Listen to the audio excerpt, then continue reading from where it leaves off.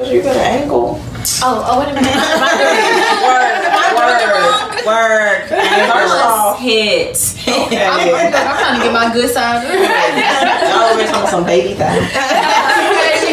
My daughter and I were just talking about that. Like when you watch musicals, they always go to the edge of the stage. Yeah, that's my favorite part. That'd be my favorite part. It's like they have to do it, but I'm still always angry when it happens. I'm like, that's not realistic. Those are bloopers. Yeah. Right. Introduce yourself, pronouns. Yes. Okay.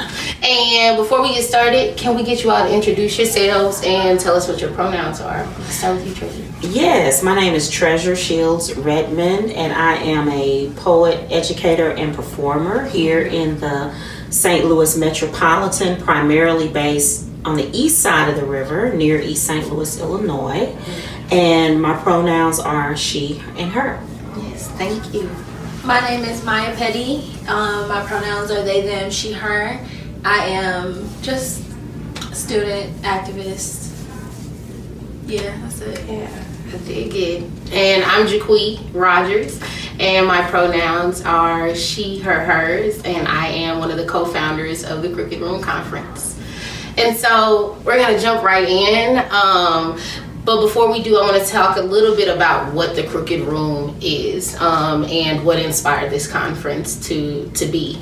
So a few years back, myself, Amber Bell Christian, and eNiCoL were brought together and encouraged to explore how, specifically at the time, Black girls and women, but eventually we expanded that to talk about the experiences of gender nonconforming and gender fluid folks in navigating what's coined the Crooked Room. And that was inspired by Melissa Harris Perry's work with Sister Citizen and explaining this theory that when participants in an experiment were placed in a room that had been contorted or was crooked, when they were told to stand upright, what they found was that many of the participants tended to lean and stand according to the crookedness of the room as opposed to standing straight up and down. And that's a metaphor for how oftentimes Black girls, Black women, gender nonconforming and gender fluid folks are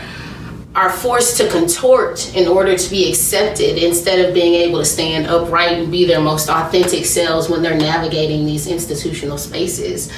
And so the vision was to bring together these voices to explore what that looks like and how we can even move beyond